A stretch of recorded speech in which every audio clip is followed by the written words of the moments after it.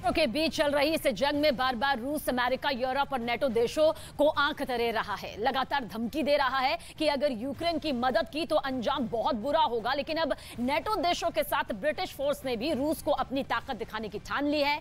खबर है कि इसी महीने पूरे यूरोप में ब्रिटिश सेना नेटो देशों के साथ मिलकर बेहद बड़े सैन्य अभ्यास में हिस्सा लेगी। यानी रूस और यूक्रेन के बीच जारी जंग के बीच अगर ये और लकीर बढ़ी तो तीसरा विश्व युद्ध होने से कोई नहीं रोक सकेगा।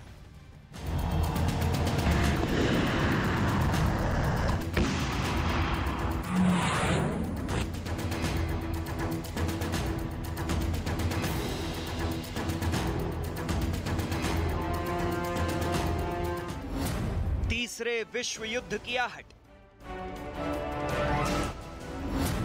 पूरे यूरोप में नए रण की तैयारी। रूस के खिलाफ सबसे बड़ा चक्रव्यूह। ब्रिटिश सेना और नेटो के सैन्य अभ्यास की तैयारी। शीत युद्ध के बाद यूरोप में सबसे बड़े सैन्य अभ्यास की तैयारी।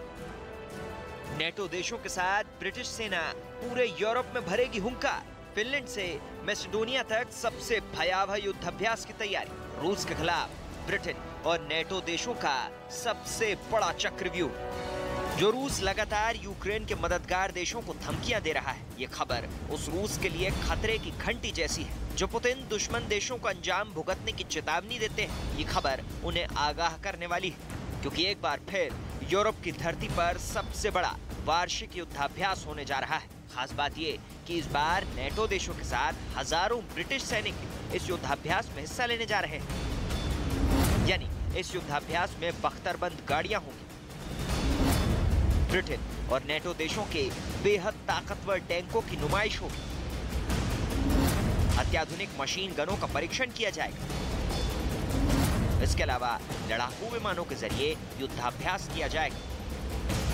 दरअसल ये अमेरिका की अगुवाई वाला एक सालाना युद्धाभ्यास है। इस युद्धाभ्यास को डिफेंडर यूरोप नाम से जाना जाता है, यानी यूरोप के रक्षक। इस युद्धाभ्यास को यूरोप के 16 देशों में अंजाम दिया जाएगा, जिसका मकसद ये परखना है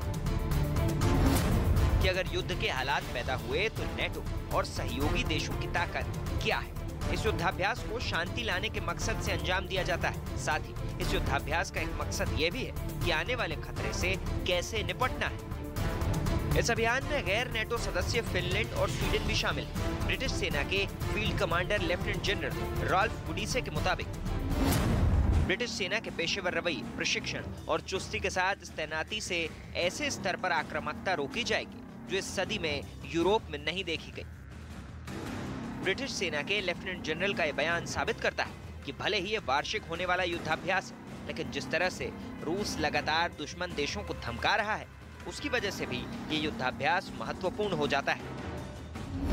यही वजह भी है कि शीत युद्ध के बाद पहली बार नेटो देशों के 18,000 सैनिक एस्टोनिया और लातविया सीमा पर युद्धाभ्यास में हिस्सा लेंगे। इसके अलावा 1,000 ब्रिटिश सैनिक पोलैंड में 11 अन्य देशों के साथ वॉर एक्सरसाइज में शामिल होंगे। यानी अमेरिका, यूरोप और नेटो देश किसी भी हालात से निपटने के लिए एक बार फिर बड़े युद्धाभ्यास की तैयारी कर रहे हैं, क्योंकि रूस और यूक्रेन के बीच मौजूदा वक्त में जो हालात चल रहे हैं, उसे देखते हुए इस बात की आशंका से इनकार नहीं किया जा सकता कि कभी भी पुतिन की झल्लाहट दो देशों के बीच चल रही इस जंग को तीसरे विश्व युद्ध की आग में झोंक सकती है। युद्ध जब भी होता है महाविनाश आता है, और यही वजह है कि हमला करने वाले और हमला सहने वाले दोनों को भारी नुकसान होता है। और इसी नुकसान को लेकर मेरी सहयोगी रितिका हमारे साथ है। Ritika, over to you.